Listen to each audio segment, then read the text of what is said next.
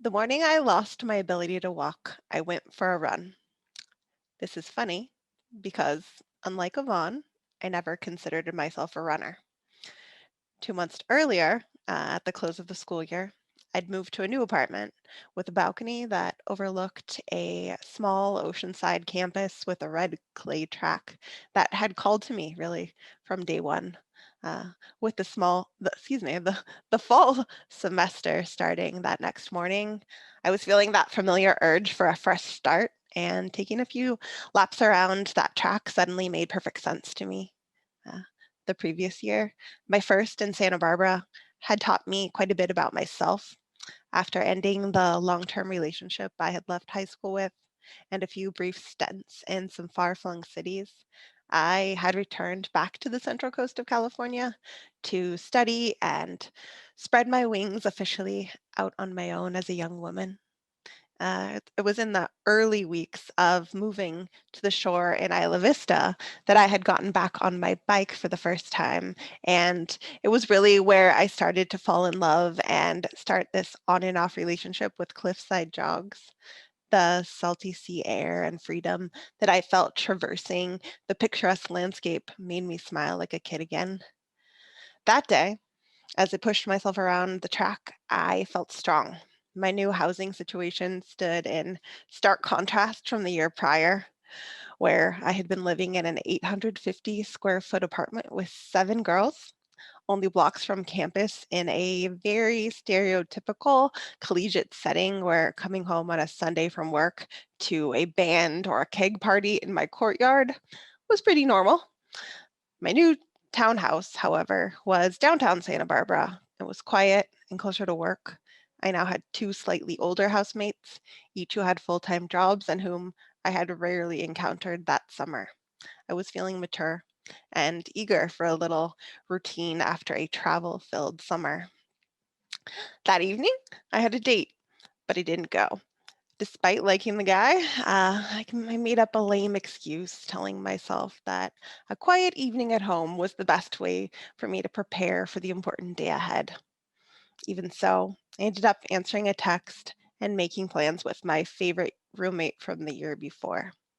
The ex roommate and I had both moved into town and really within a few blocks from each other. But even in those 2 months, we'd only seen each other about that many times. And we had previously giggled ourselves to sleep in our twin beds, and I missed her. So, after assuring each other that it was going to be a quiet evening, just dinner and a drink, and I said, what the heck, put myself together and headed to her place. That night out downtown, the evening of my accident, I was feeling more confident and comfortable with my life than I had previously remembered.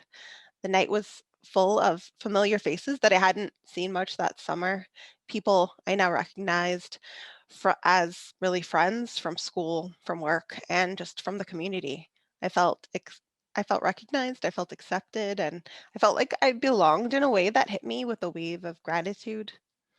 Behind the bar, we recognized a friendly face that of a friend who had apparently just gotten a job, and in solidarity and maybe a little flirtation, I encouraged him to surprise me with something. And I have no idea what exactly it was that you'd call it, but it was green and it came in a large, heavy glass goblet, and likely would classify as the kind of thing you'd only order on a beach vacation. Uh, Giggly and feeling pleased with ourselves that night. We really did head home after that one drink. And for old time's sake, my best friend encouraged me to do a sleepover, but I didn't want to. I knew that I was close to home, and the siren song of my barely used bed was too strong. Even as I walked up the stairs to my apartment, I was already anxiously anticipating my starfish like collapse into my new queen sized mattress. Uh, when I reached my front door, it was locked.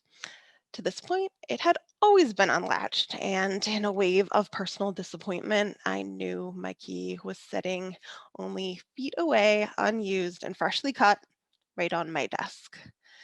I knocked hard, just in case either of my roommates were upstairs sleeping, but instead I woke up my neighbor, whose bedroom window was really just on the other side of the wall a few feet away. We hadn't ever met, but in an effort to be as helpful as anybody being awoken by a panicked young lady outside your door, he came out. And eventually he suggested that I climb over to my balcony from his. And in truth, I don't even remember questioning it for a second. Without much hesitation, I trudged through his house and made my way to the balcony and lifted my kitten heeled boot up and over the railing until I was able to slip my foot between one of the vertical slats beyond the retaining wall that separated our two units. When I could, for good measure, I kind of hooked my ankle tightly around one of those rails, just as I had done on the monkey bars as a kid. Feeling secure enough, I started shimmying my way over, and things were going pretty well until my leading hand grip started to loosen with the aging stucco, and I started to fall backwards over my carport, similar to Max, probably only about 11 feet, but I landed backwards onto the pavement below, and the impact shattered my fifth and sixth vertebrae and broke off my freshly French nailed manicure a la 2002. Uh, and those broken bones, the first in my life, had, unbeknownst to me, pierced my spinal cord at the C4 level, rendering me a high level quadriplegic. Uh, there on the ground, all I knew was that despite the fact that my chin was digging into the asphalt and the awareness that my chest was facing down, it just felt very strange and odd that my arms felt like they very distinctively like they were outstretched directly in front of me in a way that I knew wasn't quite possible. So even with my optimism, I knew something was very wrong. I never actually learned the neighbor's name that saw me fall, and I've long forgotten the details about that cute grad student who wanted to take me out that night. I didn't see my comfy bed again, or most of my UC Santa Barbara friends or Nordstrom workmates. My things were really all packed up and into boxes before I even left ICU. Everything in my life has changed since then, some for the worst, but in most ways, oddly, for the better. Uh, in an instant, I lost my physical strength and ability to move my limbs. Instead, though, what I found in my stillness is a mental fortitude that pushes me in ways that I couldn't have fathomed that morning on the track.